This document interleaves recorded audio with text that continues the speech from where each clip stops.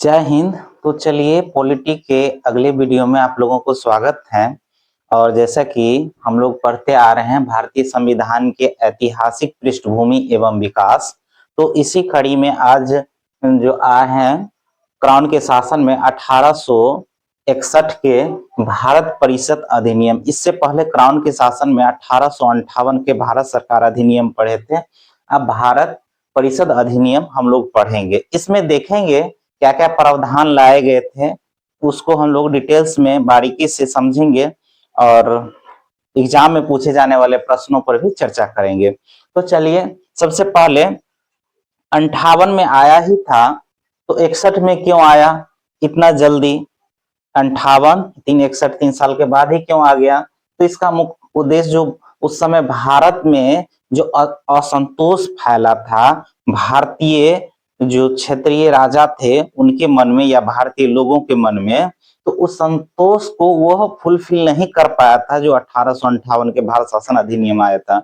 तो इन्हें लगा कि भारतीय लोगों को मनोबल जीतने के लिए, या यूं कहे कि भारत पर शासन करने के लिए भारतीयों का उनके अंदर होना काफी जरूरी है। तो भारत में शासन के लिए भारतीयों का सहयोग उसको चाहिए था, तो इसलिए ये लाया गया। इसमें जानेंगे कि भारतीयों को क्या प्रावधान दिया गया था, तो इसको हम लोग देखेंगे। तो इसमें मुख्य बातें टोटल 5 पॉइंट में है, इनको हम लोग क्लियर करते हैं। सबसे पहले प्रतिनिधि संस्थानों की शुरुआत किया गया था। मुख्यतः यही काम था। सबसे पहले प्रतिनिधि संस्थान जो था, यूं कहें कि वायसराय को अपनी विस्तारित परिषद में गैर सरकारी सदस्यों के रूप में कुछ भारतीयों को नामित करने की शक्ति प्रदान किया गया था।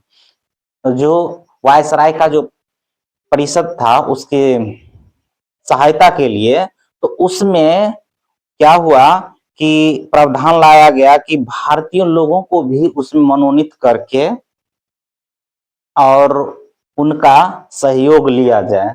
तो इसमें सर्वप्रथम 1862 में ही लॉर्ड कैनिंग ने 3 भारतीयों को शामिल किया अपने परिषद में। एक था बनारस के राजा, एक पटियाला के महाराजा और एक सर दिनकर राव, जो विधान परिषद में नामित किए गए थे। तो ये 3 महत्वपूर्ण है। कब किया गया था? तो 1862 में। यह प्रावधान ही लाया गया था भारतीयों के सहयोग के लिए। तो सर्वप्रथम प्रतिनिधि संस्था में शुरुआत हुआ, कुछ सदस्य को नामित करने का अधिकार मिला, जिसमें 1862 में 3 सदस्य को जो नामित किया गया, बनारस के राजा, पटियाला के महाराजा और सर दिनकर राव। तो यह इनका उसमें शामिल तो कर लिए, लेकिन परिषद में सिर्फ यह सलाह दे सकते थे, ये कुछ कर नहीं सकते थे। मानना न मानना वायसराय के ऊपर था। तो एक तरह से समझिए कि नाम के लिए उनको ले लिया गया कि नहीं, देखिए अब भारतीय लोगों को भी हम अपने परिषद में शामिल कर रहे हैं, भारतीय शासन में शामिल कर रहे हैं, लेकिन बस एक नाम के लिए था। बस अंतिम निर्णय वायसराय ही लेते थे। तो ये था इसका दूसरा पॉइंट। विकेंद्रीयकरण की नींव पड़ी। विकेंद्रीयकरण, इससे पहले हम लोग देखते आ रहे थे कि केंद्रीयकरण हो गया, केंद्रीयकरण हो गया, केंद्रीयकरण हो गया, लेकिन यहाँ देखिए 1861 में जो भारत परिषद नियम आया, इसमें विकेंद्रीकरण हुआ। विकेंद्रीकरण क्यों? देखिए, पहले केंद्रीकरण की शुरुआत 1773 में रेगुलेटिंग एक्ट आया था।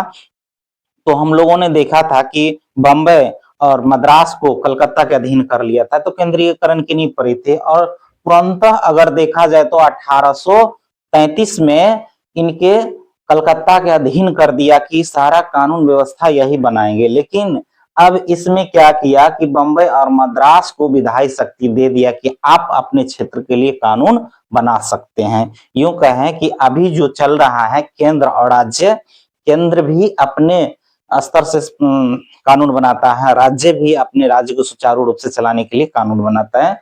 तो यह एक प्रकार से विकेंद्रीकरण का शुरुआत यहाँ से शुरुआत किया गया था। इससे क्या हुआ कि प्रांतीय स्वायत्तता की शुरुआत। ये डायरेक्ट क्वेश्चन पूछ लिया जाता है, क्योंकि विकेंद्रीकरण हुआ, बम्बई और मद्रास को दे दिया विधायी शक्ति, तो ये प्रांतीय स्वायत्तता ही हुआ। तो यहाँ से भी क्वेश्चन पूछ लिया जाता है। तो क्या क्वेश्चन पूछा जाएगा?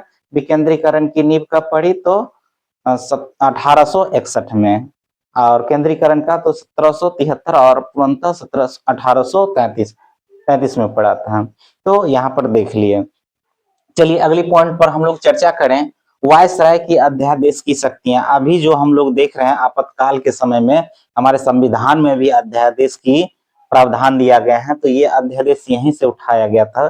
देखिए आपातकाल के समय यह अध्यादेश जारी कर सकता। अध्यादेश का मतलब यह होता है कि वो इसके वायसराय के सहायता के लिए जो परिषद बनाया गया था, तो उसके बिना अनुमति का यह आदेश जारी कर सकता था कि हम यह कानून, कुछ नियम और कानून होता है जो बिना कुछ कहे बिना कुछ सुने वो लागू कर देता है। तो ये प्रावधान किसके पास दे दिए, तो वायसराय के पास।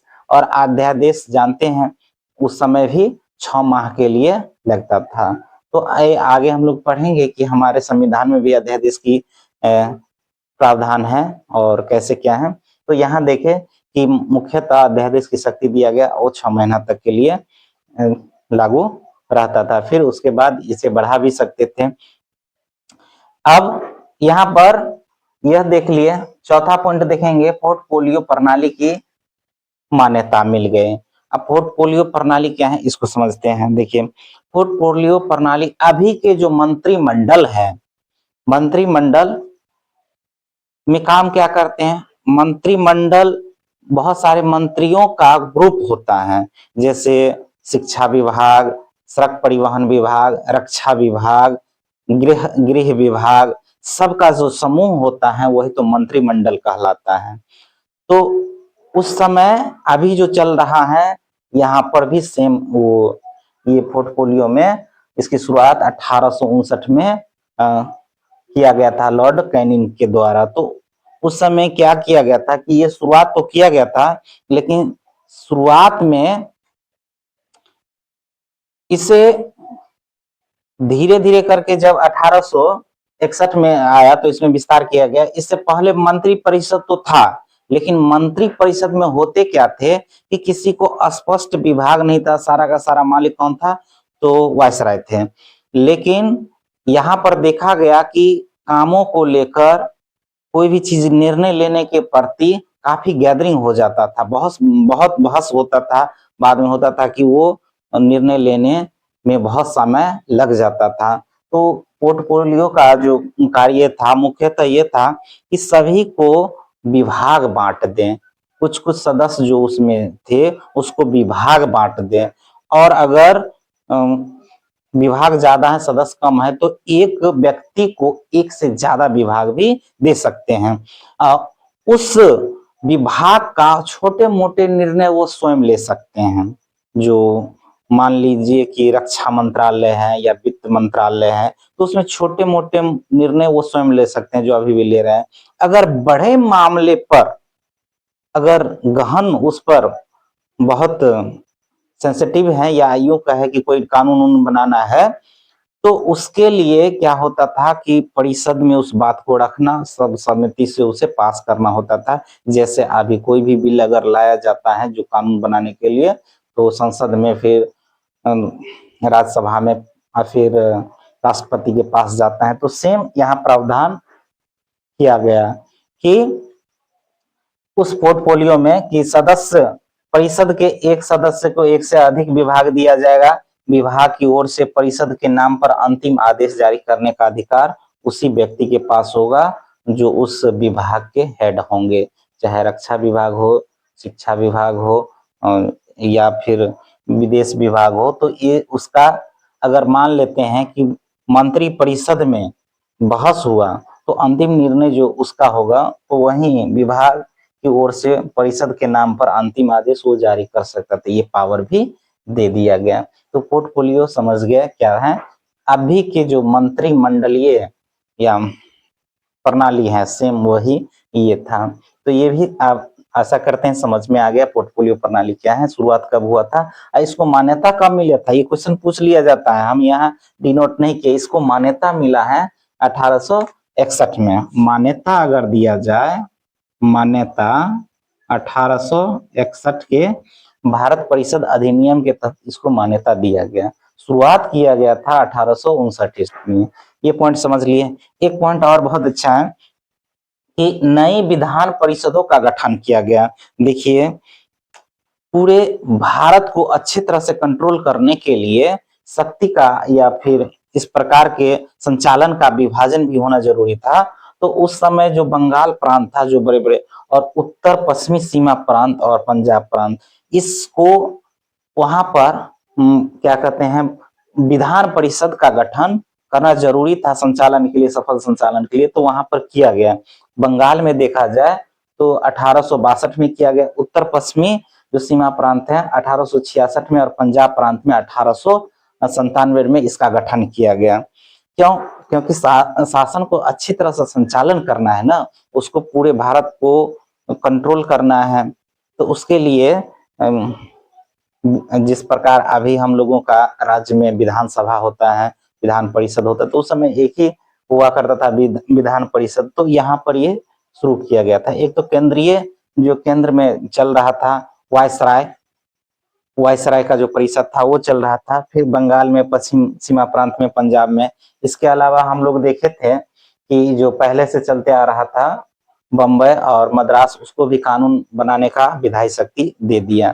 तो ये 5 मुख्य बातें था जो 1861 के भारत शासन अधिनियम में।